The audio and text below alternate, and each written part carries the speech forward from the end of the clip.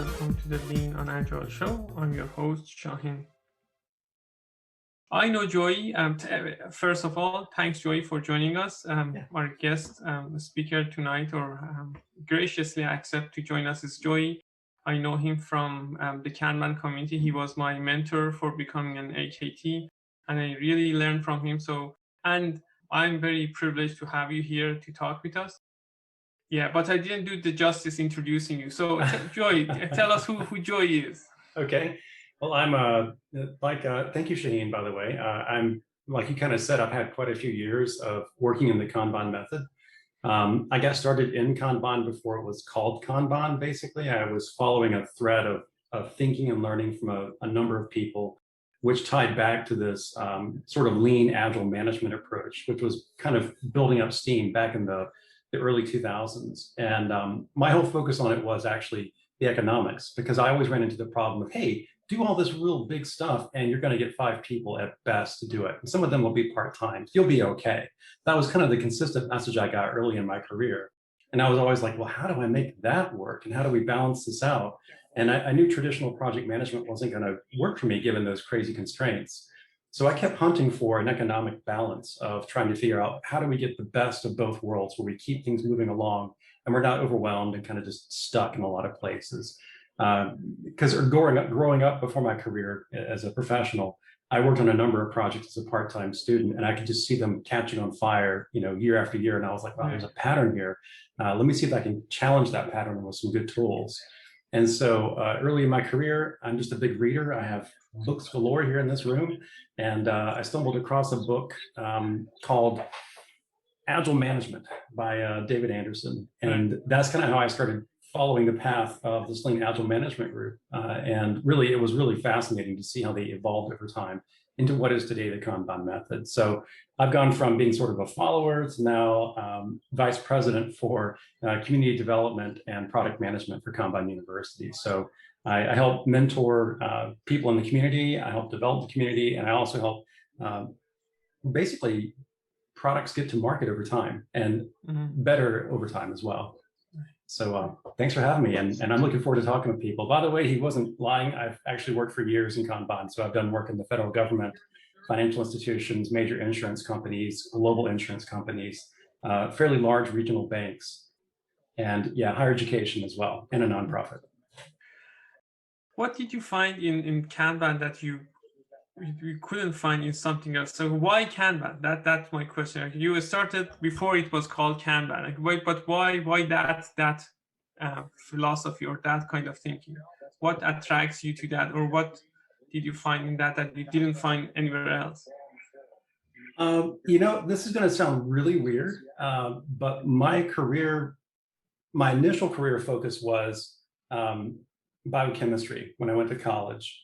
And halfway through that, it just didn't work out for me for a number of reasons, life circumstances. I was like, well, that's not going to happen. I'm going to go the path of decision information sciences. And so I started going down that path, and that didn't work out. And I ended up in a business degree, and I walked out with a business degree from college. And during that process of going through that business program, they taught you a lot about managerial economics and managerial accounting. And they were really trying to hammer into your head, think critically about the dollars being spent and the time being spent. And so that was always kind of in the back of my head when I looked at these things. Now that Agile Management book from David was kind of the starting point for me to go, wait a minute, there's a way to kind of take what I've learned in accounting and traditional business and map it over into this way of working, really these different ways of working. So that Agile Management book critiques feature-driven development, it critiques Scrum, it critiques, domain-driven design, maybe. And then theory of constraints. And it was all done primarily with the theory of constraints lens on it, but it put economics at the forefront of looking at transaction costs and coordination costs. So how long does it take for us to coordinate and have a meeting? What's efficient there? And then what's the transaction cost? If we need to do some things, how long does it take us to actually build software, for example? So it kind of began that conversation that caught my attention of, holy cow, this is making sense from a dollar and time kind of perspective. And that grew me into a place where I started looking at all the options. And that's where I started looking at Scrum and started looking at Kanban. And keep in mind, I've used Scrum in a number of places. I've used it in nonprofits. I've used it in the federal government before with great success. So I'm not an antagonist of this thing. It's more about the right tool for the right place at the right time. And what kind of got me into Kanban more and more over time was the idea of a method versus a framework.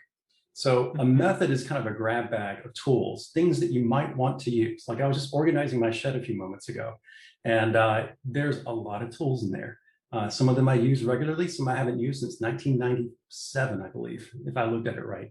So there are tools there that you might use sometimes. There are tools that you're going to use frequently. That's the idea behind a method. And I've always liked that a lot. And I like that because with what we've been doing with Kanban, it's a little bit more humane. It's a little bit more thoughtful to what the team needs or the organization needs to be able to be stable, to kind of survive in the long run.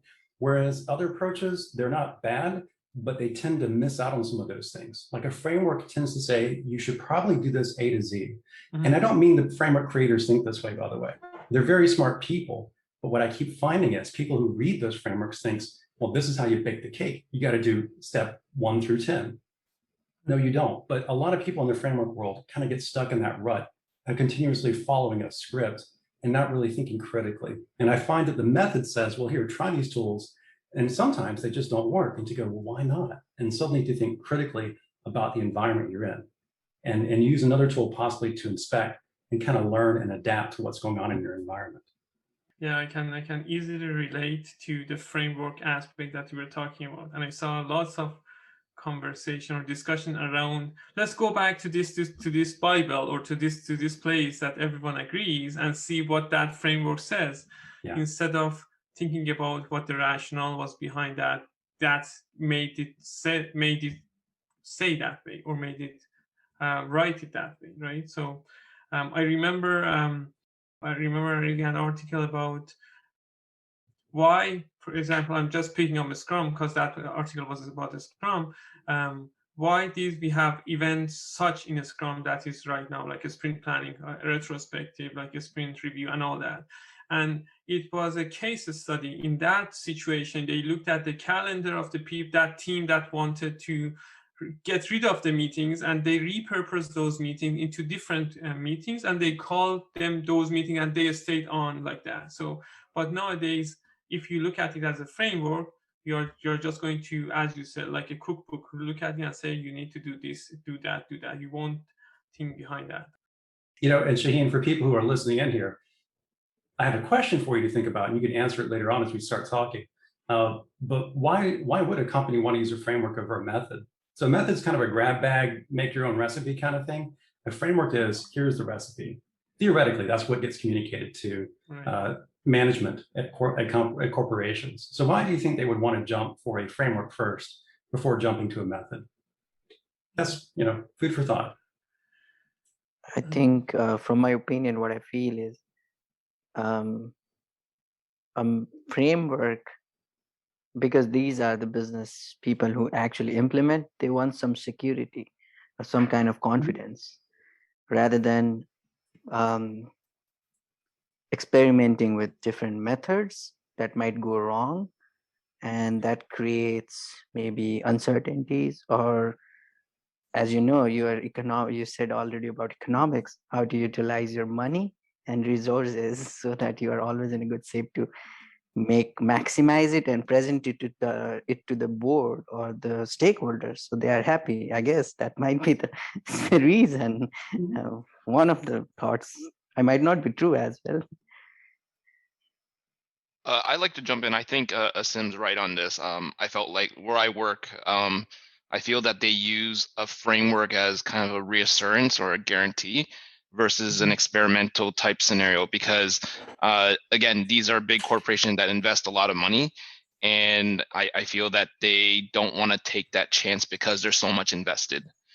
So they want to have some sort of established method or some sort of, as they said, like a framework that they can fall on, and it kind of has the check marks that they are looking for, so that there's no risk. That's how I felt. Like I've worked in 2 different departments. Again, I've worked with Shahin, and I think he kind of knows, he either saw that when he was working with our departments as well. But that's how I kind of feel about, like, when you say framework versus a method. Yeah, and if I add to what everyone's talking about, framework versus method, I think framework needs less thinking and method needs more thinking. So framework Yeah, is like a true. recipe that they give you, and yeah, you do this, you would be successful. But a method, okay, so which tool I use in which part of the work, when to use, how much to use that. Yeah, so it's easier to rely on a framework, let me put it that way.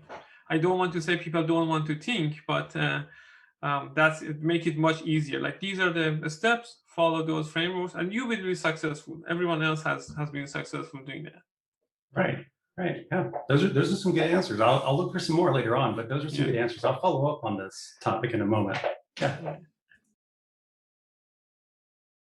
Joy, you said that recently you are a VP of product and community for Kanban University. So tell us more about the world of product and Kanban. So what's going on? I guess that's at least from my perspective or the people that I work with, I don't see that much expansion into the product world. I might be wrong, and I might be wrong because we already have a sign for that. We have a VP of product for it. So I'm sure I'm wrong. So tell us more about how Kanban can help in the product world. Okay, so I want to cover a lot with that question. That's a great question. So to explain a couple of things here, the Kanban method got its origins primarily in service orientation and service delivery. It moved into product development, product management over time. And it can be used pretty much for either one of those or both of those. It just depends on what you're trying to do as an organization or as a line of service within your organization.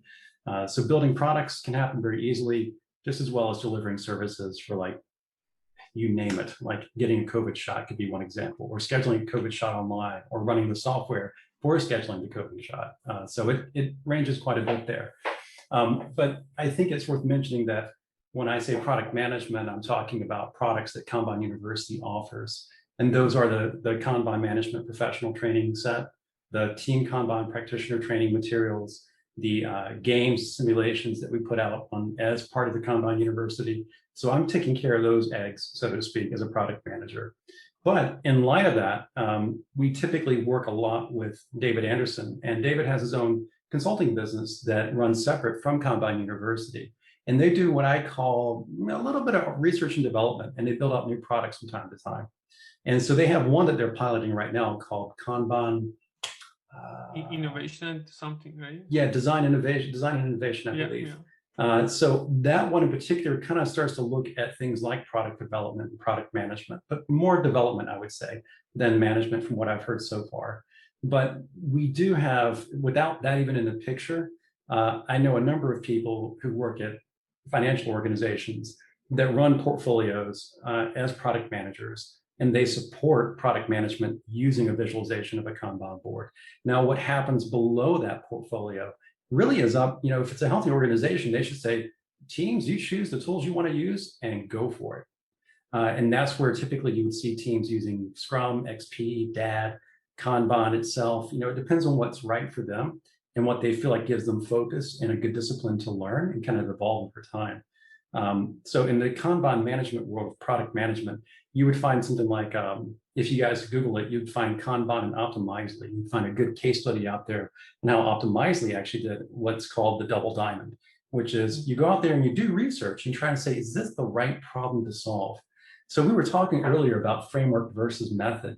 And what kind of comes back to home to me every time I hear people say, well, we got to do a framework, is because not that they're hesitant, but they're not confident with how to play with risk.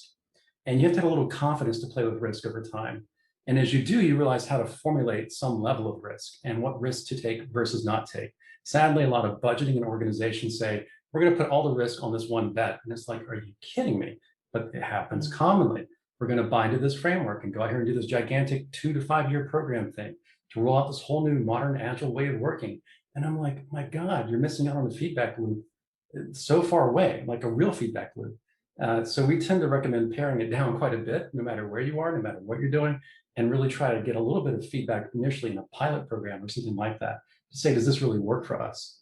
And the same thing goes for product development. You don't say, well, we're going to build a whole damn product and then test it and see if customers like it after we spent, you know, $5-10 million easily into the product.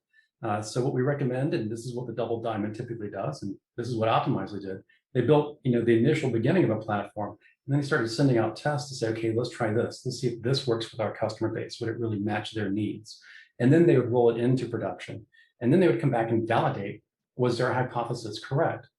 So, you know, probably $1 million to $2 million is getting spent on a bet, but the research is probably, I don't know the numbers, I'm guessing here, probably 20% is going into research at least before they say, we think this is the right fit, or we need to go back and run some more tests, some more analysis to then say, okay, now we have the right understanding of what the fit is. And now we'll go out there and deliver that product. And that typically is broken up in two different ways. That's broken up with what's called an upstream Kanban system, where you really kind of explore and you anticipate some things just basically blowing up and not working out right. And then you go through a delivery system where it's like, we've made a bet, now let's get it into production or get it somewhere in the customer's eyes so we can get that full feedback loop coming back to us where the customer says, I like it. That's the hard part to do. This is not easy stuff, by the way. Right. So that's kind of the short answer for product management. The two books to recommend for those who are listening is the Upstream Kanban by Patrick Stayer, and also the Kanban Essentials Guide, which is pretty good, but there's also now a Kanban guide that's illustrated. I'm sure Shahin has it. He can share it with you as well. That's a good little reference book to go through about how Kanban works from a delivery perspective. And on the community side, so what's happening on the community side of Kanban? Yeah, a lot. So, and I should mention product-wise, that ties back to community to some degree, because we're kind of growing our community over time. For the past, well, since 2011, for the past 10 years, we've been growing a community of what are called Kanban management professionals and team Kanban practitioners. And we've always had a little budding community of what we call accredited Kanban consultants. And right alongside of them are people like you, Shahin, who are accredited Kanban trainers. And so we have people out there kind of building up the community, building up awareness, which is superb and awesome. And then we have this next little addition of people who are really the coaches. And so we have this new thing called the Kanban coaching professional credential. And that is composed of people who understand how to use what's called the Kanban maturity model and coaching practices.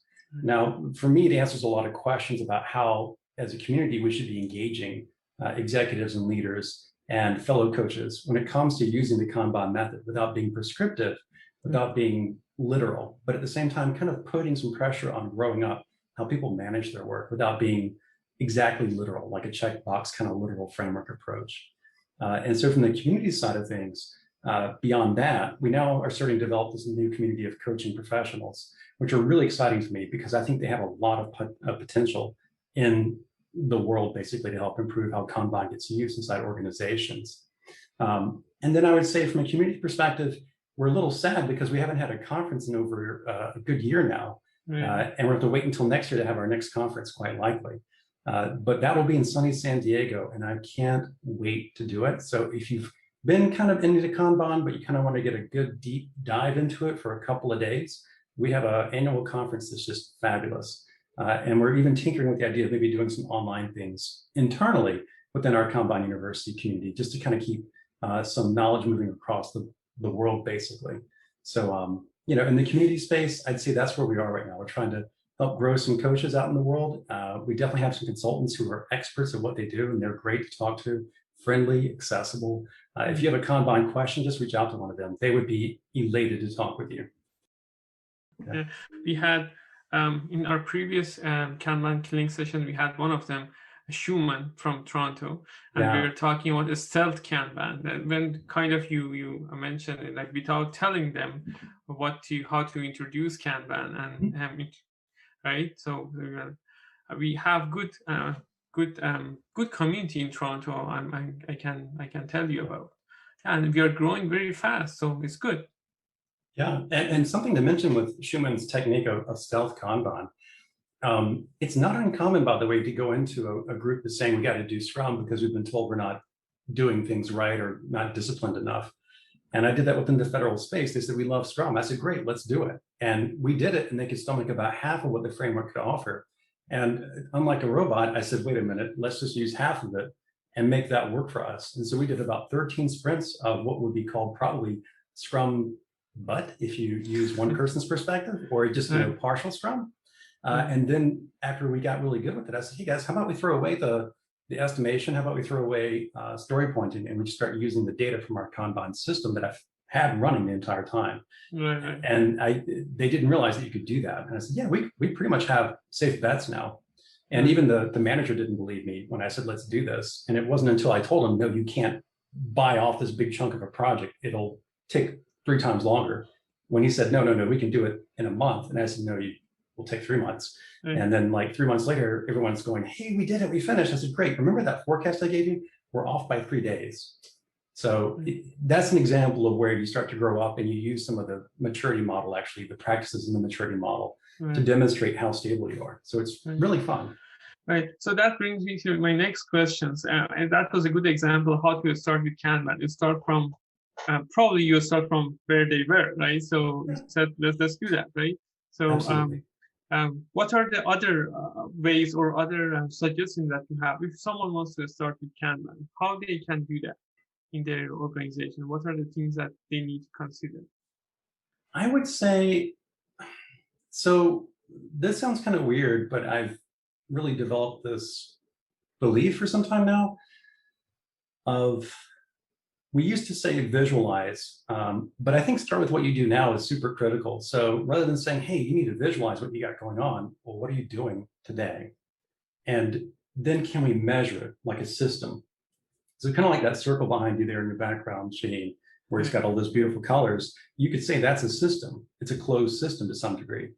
So there's a place where stuff's going in and a place where stuff is going out. And I think if people start to look at it like that and say, well, whatever you're doing, there's a place where things are going in and a place where things are going out. And there could be more ins and outs, but we need to kind of start to measure that. And if we can figure out how much is going in and how much is going out, we can start to determine if this is a balanced system, right? If things are balancing out where there's a certain number of inputs going in per week, certain number of outputs coming out per week, then we have what's called a balanced system. And somewhere in there is a hidden WIP limit, a hidden limit that they're using to keep track of things, to not overload themselves. But if they're really complaining about chaos, there's a good chance there's more input, less output, which means they're overcommitting. They're starting before finishing, that kind of problem. So I tend to tell people, before you visualize, try and figure out what the numbers look like if you can. If you can't, which is what typically leads to visualization, you probably need to put it up on a board. And what I have been researching, and I don't have a good answer for yet, I haven't really delved into it too much, is what level of visualization is healthy. Now, you know this from your training, Shahin, where we talk about how there's a certain level of granularity where it's just not valuable to the customer. So it's really important to have the customer's things up there and say what the customer wants. But initially, there's this sort of potentially challenging, almost anti-pattern where everyone wants to track everything. And it's like overload. So there's that behavior, which I caution people about. And there's also behavior of leadership playing into this quotient. And I'm still learning this one, which is you have good leadership who says, yeah, let's do this. I want to be involved. I want to help you out. And that's like a door opening up for safety, which is great. And the flip side of that is, I want to see everything you're working on. And that's all you hear. And you kind of go, oh, right?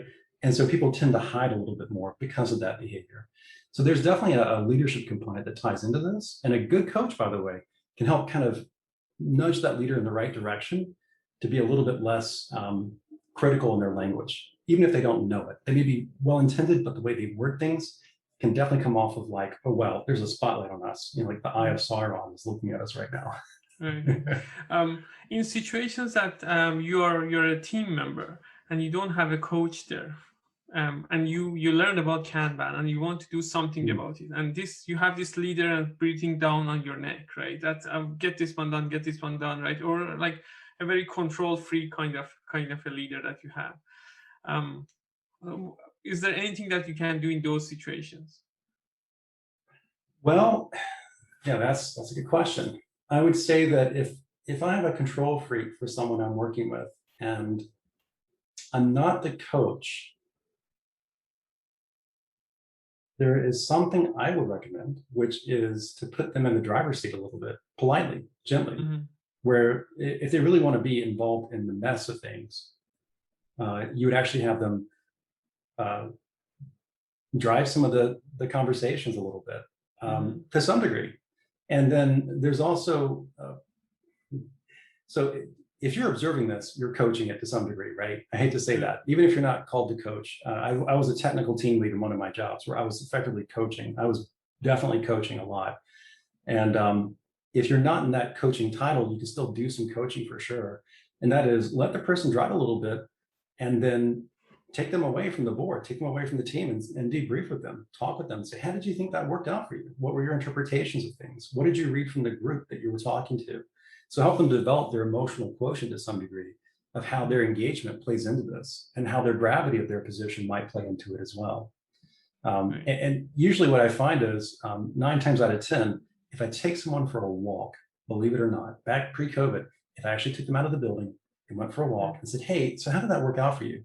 Because they have to walk, they have to breathe. Because they breathe, they think a little bit better than if they sit in a chair and kind of get tight and talk about what they think happened. So that's one technique that I find to be really powerful. And even today in virtual land, if I had to do this again, I would get them on the phone and say, let's go out for a walk and just conference call while we're walking. And let's just make sure we're both walking and talking. And that's a great way to kind of debrief and reflect on how to improve without putting it into a box and being really critical, because this is a sense and respond human behavior problem. It's not, oh, let's crunch the numbers and figure out a better way to tell people to work harder. And we all have good intentions, right? So if that person is telling me or as a team member to do these things, he had good intentions. That's what we need to keep telling ourselves. He's not doing it just to put me in a misery, right? And I like the idea. You can we are in lockdown these days, but when things get better, you can even drive to their house and then for lunch when they have a lunch break or like a break for 10 minutes, 15 minutes, socially distance walk and talk to each other, right? So that's gonna actually it brought me I didn't know this, but when I was a team lead as a developer, when I was a developer, the one-on-ones with my manager, I hated cubicles, so I always did the walk with him, and that was one of my best times as he was leading me. So it was like giving me all the opportunities that I wanted. So maybe the walk was the trick. Now that I'm thinking back of it. Yeah. So are there any horror stories of Kanban or the transformation that you can tell us about? That Okay. My first time doing it was a learning curve. So I read the blue book, which is this blue book called Kanban by David, because I'd been following along with his development of this thing. And I thought, wow, this is really fascinating. And a lot of it just clicked with me as far as how to manage people and really solve the problem of good, respectful, humane management of people, focusing on the work. All those things really clicked with me. And so I read the book at a job where I was a manager of a small IT department for software development. And I thought, let's do this. And so I put it up on the board. I created a Kanban board. I didn't use static. I just said, let's just do this. I think I know what the answer is here. Let's just build out this Kanban board like this. And I'm going to create swim lanes for each team member, and they're going to keep track of their work. And we're just going to go with that. And I noticed that our daily stand-up meetings, it was just kind of like, they're here, but they're not here. They're tracking their work, but it's kind of weird. Some of them are doing like 5 things and some of them are doing like 100 things. And I did that for about 2 years. And as I was leaving that job, they had a nice going away lunch thing for me. And they said, hey, do we either keep this board up? I said, no, it's up to you. And this is always a test for you as a manager. The thing you leave behind, the way of working you leave behind, do they really own it? Do they take it and run with it? Or is it just like, oh, you're here and we're doing it to please you? And sure enough, when I said, no, you don't have to, but I hope you keep it up. Within about 10 minutes after me saying that, they had erased the whole board and taken everything down. They put a big smiley face up on the board. And so I learned a lesson there about introducing Kanban, right? I had implemented Kanban. And I learned my lesson. I'd never again said, let me implement this and tell you how to manage your work. It was more of, let me discover how you do your work, and let's agree on a common understanding of what that work looks like across the team or across the organization. And then let's try and figure out how to visualize it relative to actually how you do your work. So there's process engineering, which can in very many cases be implementing processes. And then there's systems thinking and introducing systems thinking to people, which is effectively saying, you have this stuff all around you, and this is kind of how you work. And so let's see what we can do to now improve that. So that was my big, audacious failure, because everyone, the team just walked away from it. However, when I left the Department of Labor, they were still doing it. And when I left a nonprofit, I believe they kept it up, but they had some organizational changes they went through shortly after I left. So I don't know if they really stuck with it. But that to me is the ultimate test of you as a coach, is if what you created kind of sticks around with the culture and they still think of it as valuable. Yeah, that's a very good way to look at it, because if you help them, they take it in, they're going to internalize it. Maybe they even improve it, right? But if they completely not using it, right, then it means that it didn't work for them, right? So you weren't paying attention. That's what I would say ultimately, right? Yeah. And you don't have to be in the management role or like in even like without having an influence, you can make some suggestions, and if it sticks, right, it's going to work for them. Yeah, it was a good lessons learned for you from that failure. Would you suggest other people to fail when you work with them? I would suggest to expect a reflection to happen. So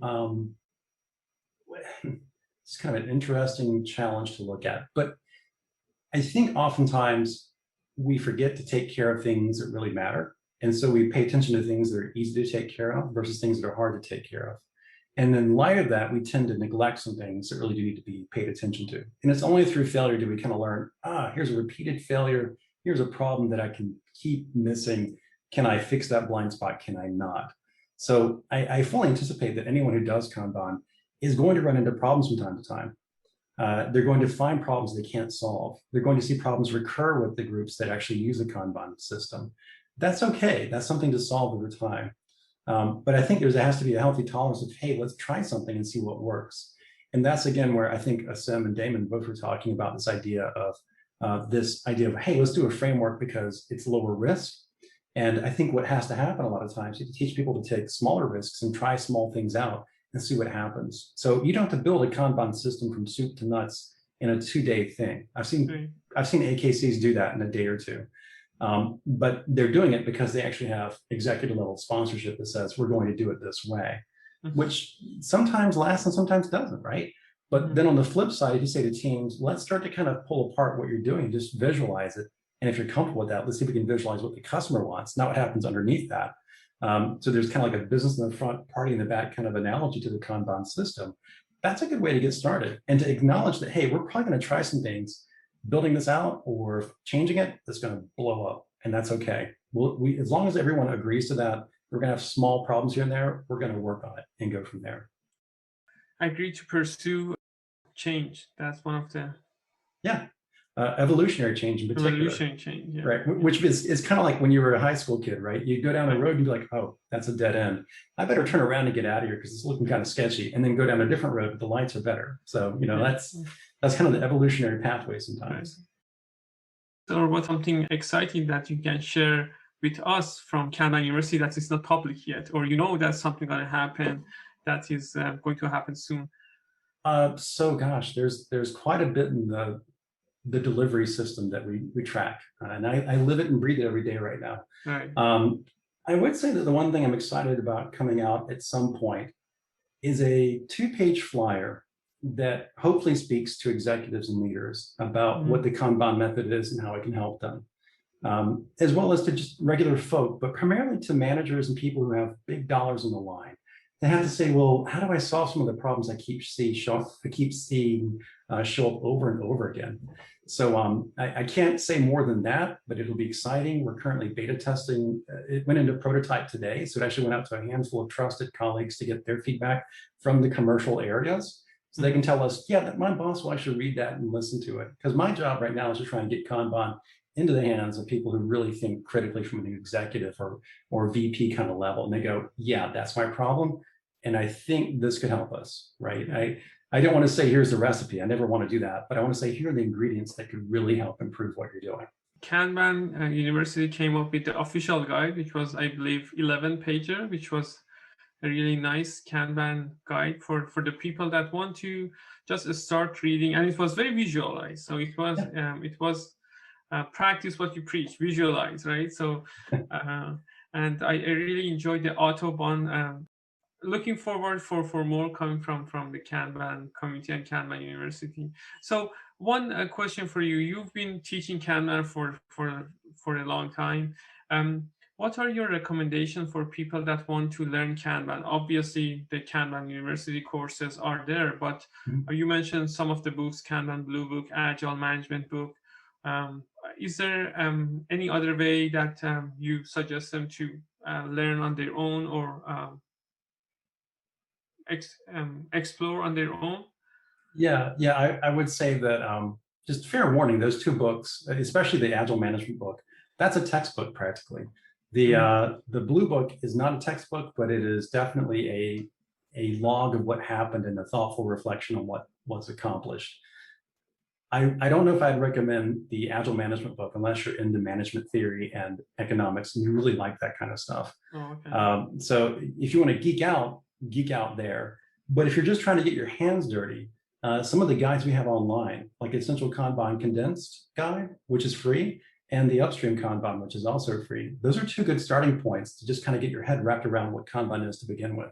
And that would assume that you probably read that Essential Kanban, the official guide to Kanban method, right? That is probably a good starting point. And what's funny about that guide is that we've been playing with it for 2 years. We just finally said, oh, let's release this. But we did it at what's called a Kanban leadership retreat, which anyone's welcome to go to, by the way. So back to San Diego in May of next year. I'm looking forward to it. We'll have that conference, but we'll also have a leadership retreat where anyone's welcome to join in and say, hey, I'd like to challenge this part of the method, or I'd like to recommend this addition or something else. We're always open ears in that way. And someone had back in Europe, back about 2 years ago, I believe, had put together this idea of the guide. And we had just been holding it in our backlog until recently. And we said, let's get this thing done. But yeah, it's very visual, very easy to kind of comprehend what Kanban is. I'd say at that point, after reading the guide, you could probably start to play around with Kanban if you wanted to and visualize something and see what happens, either on a personal level or a family level or even a company level if you wanted to do that. But after that, you probably want to start to dig into the Essentials Kanban Condensed Guide. I know a number of people who work in global organizations who find that guide after I've worked with them a little while and they go, oh my God, why didn't you tell me about this? And I'm like, well, we've been talking to you, but when they read that book, it has a number of ahas in there for them where they go, I didn't realize it was all this.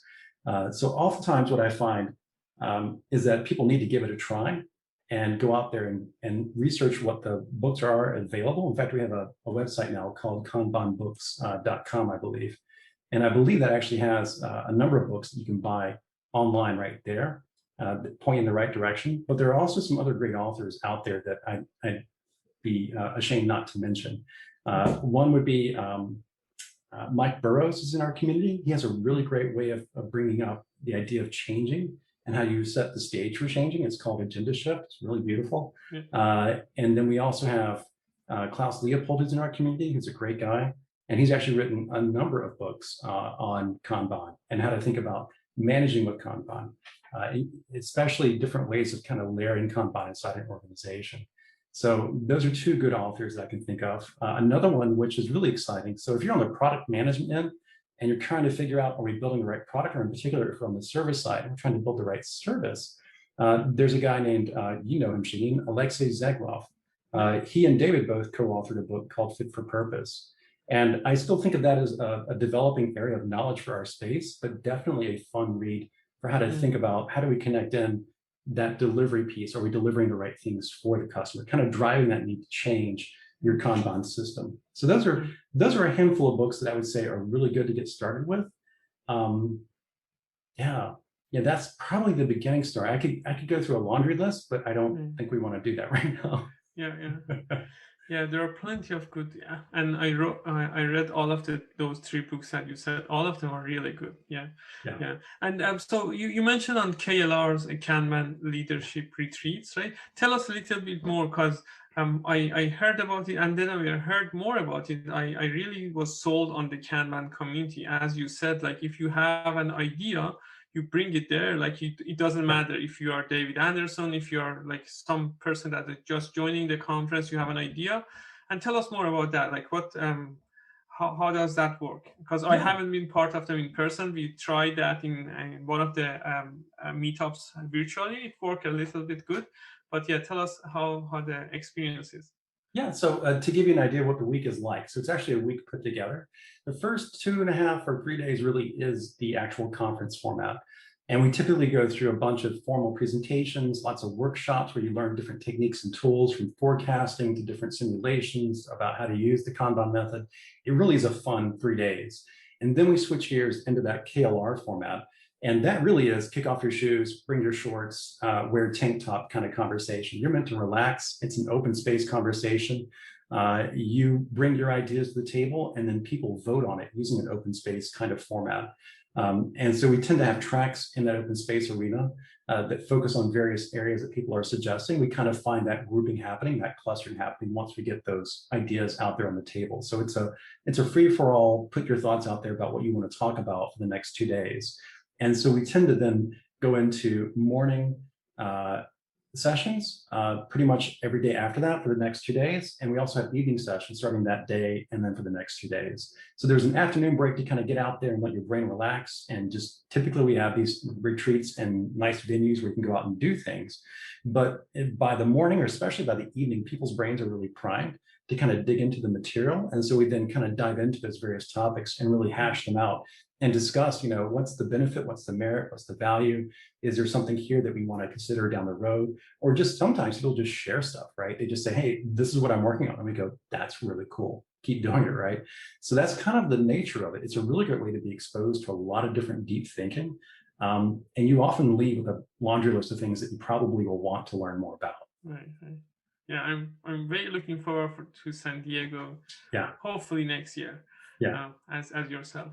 Damon, Asim, if you have any specific questions from Joy or myself. I guess one of my questions is, I'm looking at it from just overall Agile perspective. Our corporation my company uses Scrum a lot. I think I'm one of a few teams throughout the corporation that uses Kanban. And even when we're using Kanban, it's still kind of like a hybrid because we don't have the flexibility to deploy whenever. We have a fixed date that we always have to deploy on. So we operate kind of in a Scrum Kanban hybrid. And what I generally tell people is just that it's just the way we deliver is more it's more suited for Kanban, just because when we try to start refactoring, it's a chaotic mess because we pull stories in, we eject stories out very frequently within 2 weeks. So building a consistent velocity was always an issue when I was doing this for the first year as a Scrum Master for a team. So I just jettisoned that idea, no more story points, because then when you can't build a consistent velocity, all our releases end up having these random kind of velocity and burn down charts. So I just said, forget it, let's just focus on delivering the stories from beginning to end, just because of that refactoring. But going back to the question, from my point of view, is it just that Kanban is just not as well known versus Scrum? Because all of our teams is Scrum. A lot of the times when they're advertising for stuff, it's like they're looking for a Scrum Master. Most of my background, because I started off as Scrum as a member and then as a Scrum Master, and then I kind of moved into Kanban because it made sense. But now, just kind of looking back, it's like, okay, well, the company still wants Scrum in a lot of situations. And I guess for project purposes, yeah, it makes kind of sense. But for what I do, a lot of individual work and piecework and pushing stories along, it's Kanban. But it just seems like it's not being recognized in that sense. Yeah, I would say that what I've noticed in the marketplace is that Scrum's been taking on some Kanban properties. So there are other organizations out there training Scrum with Kanban, for example. And what they're doing is basically saying Kanban makes sense with Scrum. And in the Kanban community, we've never said Scrum is horrible or anything like that, but I think some people felt like, well, Scrum is less than, and it's not. The only thing that we've noted is that, and it kind of goes back to the maturity of organizations and how they use their tools, right? It's that Scrum is somehow seen to be only a certain kind of threshold where you have to see success delivered within 2 weeks, for example. There's that, I honestly haven't read the book, but there's twice the work in half the time, that kind of thing, which to me is a little bit of a shame, because it's like, well, is that really what you're trying to get done? I mean, time's a factor in this, but are you actually getting the work done in the time frame that you're really trying to achieve? And so I think what Kanban does, and Kanban has this in its material quite a bit, is it's permission giving. So instead of saying, well, you've got to make things done within a time box, right? It's almost tyrannical how the time box works. We're saying, wait a minute, why don't you just try and get the damn thing done? And then we're going to do it a few more times and then come back and look at the time it took to get that done on average. And that's probably going to be your capability. So instead of trying to make you artificially force yourself into a 2-week time box or something like that, we're saying, let's see how long it really takes to get the work done, and then start to look at what expectations are for getting that work done. Is there a happy marriage between those two? If not, then we probably need to start working on improving how we do the work. So kind of reflecting and improving over time.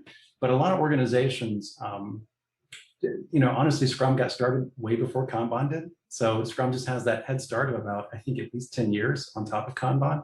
So that's why you're seeing this happen now, where you're like, wow, Scrum's everywhere. Well, it is. It's really saturated in the marketplace. And I think what Kanban does is kind of provide that alternative to go beyond Scrum. And so we tend to say, like, there's actually a few more options on the table that you're leaving behind if you just stay with Scrum and keep using it. And I'm not saying Scrum couldn't do better, or they couldn't catch up with us someday at some point. They are trying out new things that are Kanban oriented. But if you take away from Scrum what's there and kind of stop limiting yourself in some ways and say, well, let's see where else we can go beyond what Scrum does for us, then you probably would find that you don't have user stories anymore. You probably have real nouns that matter to the customer, that matter to you. And you could generate user stories off of that, maybe if you needed to, for just simply organizational testing purposes, for code purposes. But after that, you kind of start to break away from this sort of framework, and you start to fly a little bit more independently, a little bit more freely. And I think for a lot of organizations, they struggle with budget, they struggle to finance, and then they're like saying, oh, well, now I have to put it into some kind of bucket of operational execution. And they go, well, that's the bucket machine over there. That's that Scrum thing. And I tend to say, well, if you can think a little bit less critical about it and be a little bit more flexible, you'll find that there's actually a way to commit money into a budget and then basically analyze it for throughput. And so it comes back to dollars and cents for managing product or managing services, and how that relates back to the management system, the operational management system for all that money that's coming in.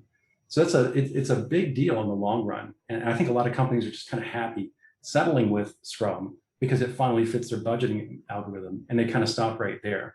And there's so much more that they leave on the table. So I think kudos to you for recognizing that you have more options on the table and that you need to kind of exercise those options. Okay, thanks. Yeah. Thank you, Shahin. Thank you, Joy, for the wonderful session.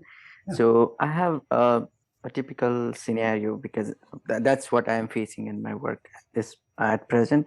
We are using Scrum, but the tendency is that in frequent intervals, we are constantly getting changes, which is disrupting the true or the Scrum sprint backlog, and we need to adapt to those emergencies, and these are frequent. So I was thinking if I can switch or move or think about implementing Kanban, but there is a fear for me, because since the organization's changes or those emergencies are frequent, I'm just fearing that the expedite swim lane we will be working on that swim lane only, so how to actually visualize or come up with some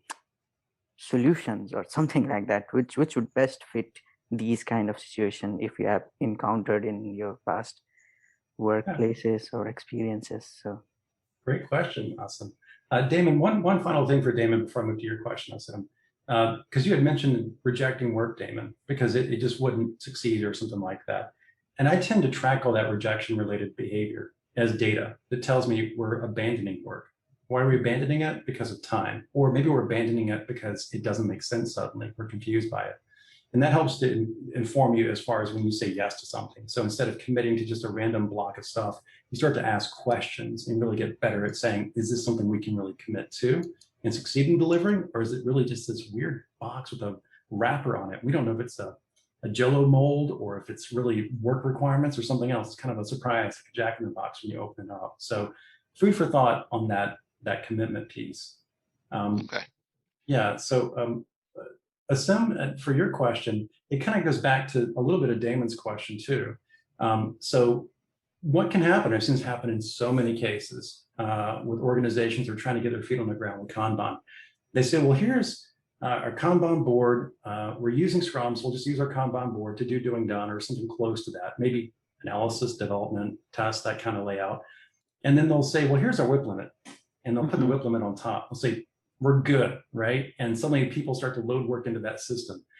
And then expedites happen. Yes. And you say, well, here's an expedite lane. We'll allow one to happen. Only one at one time.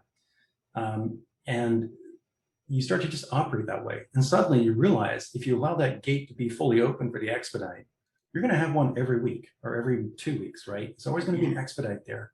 And of course, the team, if you coach them the right way, they're going to naturally gravitate towards that expedite and say, let's fix it, right? Let's make sure that thing gets resolved. Now, that's where data pays a big benefit to you, right? And you realize over time that maybe the expedite's not the right thing. So when I worked with the Department of Labor, the White House loved the expedite lane. They used it at least 4 or 5 times before the manager caught on, oh, wait a minute, those things are moving faster. All my other stuff that I've committed to for other agencies is going slower. Oh, crap, we've got to change, right? So that kind of feedback on the lead time is really important. And sometimes you want to kind of be paying attention to that a little bit more closely. So that's one way to kind of get that behavior aware and kind of change that behavior over time, where someone who has to say, yes, we're committing to this work to the customers starts to say, is it really on fire? Because you're saying it's on fire, but does it really have a business impact? Does it really critically affect the bottom line by 20% like the rest of the planned work? Or is it just not really making a big dent, but it's on fire this week? And we can kind of triage it appropriately. So that's one way to play it out. Now, another technique which I've used early on in low maturity environments, they're just kind of getting their feet on the ground, is to say, let's take our capacity. Let's just say it's 20 things that we're going to keep track of. Cut it in half. We're going to cut it in half to say half of it's dedicated to plan work, half of it's dedicated to stuff we don't even know about until next week. And so we allow for slack to happen in our system, and that slack absorbs some of that chaotic environment. And as that chaotic stuff comes through, if you find that it starts to repeat 3 or 4 or 5 times with that same kind of chaotic stuff, that's no longer chaos. It's no longer expedite. That's actually a work type with a level of performance or expectation tied to it that just hasn't been formalized. And people could come into you going, oh my gosh, this is so shocking. You're like, this is the 5th time this has happened in this month. It is not shocking. It's regular work. It's unexpected work. It's unplanned work. But now we can categorize it as a type of work with a class of service, and we can start to capture that and allocate capacity to it. Long term, you might want to destroy that type of work because it's disruptive. But for the short term, the 6 months ahead of you, you probably won't be able to get rid of it. True, yeah. That makes sense, yeah. Business loves the expedite lane, as you said, because they are always focused on top priority, and that makes them happy. And that I'm just fearing that you cleared that out, but for me it was a fear. If I do that, then it becomes a norm. Everybody wants to put that expedite lane, and then we miss out all the planned items. Yeah, that great input for me, actually. Great input for me. Yeah, thank you, Asim. And one other thing to consider in this is when you get expedites and say it's an expedite, that's really a message of 2 things. Either the system's not trustworthy that we're working with, the technical system, or I don't trust you to be able to execute in the time frame I need. It's a hidden message. So I would definitely inquire with the person, well, how soon do you need this resolved? Why is it on fire? How do we know that this is really a big issue? What happens if it doesn't get solved this week? So kind of test their belief that this is a problem and actually have them kind of express their expectations for performance, because that's really sometimes what's hidden underneath the expedite message. The expedite message from the White House was, we think we need this by next week. And so we kept juggling with them and eventually realized, wait a minute, you're boxing us around. You're speculating. So a lot of people come to you with the interpretation that they've done their homework and they know this thing's on fire. And then you actually sit down with them and you start to talk with them, or you do the work and you finish it and you realize that was never on fire. They were speculating, but they claimed it was on fire. Yeah. Right. So that's where you want to ask more questions of that work. That's a key thing, because if you don't, you'll end up rejecting it like Damon, because you realize this wasn't really what we needed to work on. Or you get it done and you go, whoa, we just wasted a lot of time on this thing. Right? Yeah, so frustrating. True. Thank you so much. Thank you for your question, guys. Joy, we are getting to the end of the conversation as the time we have with you. Is there anything that you want to share with us before we close?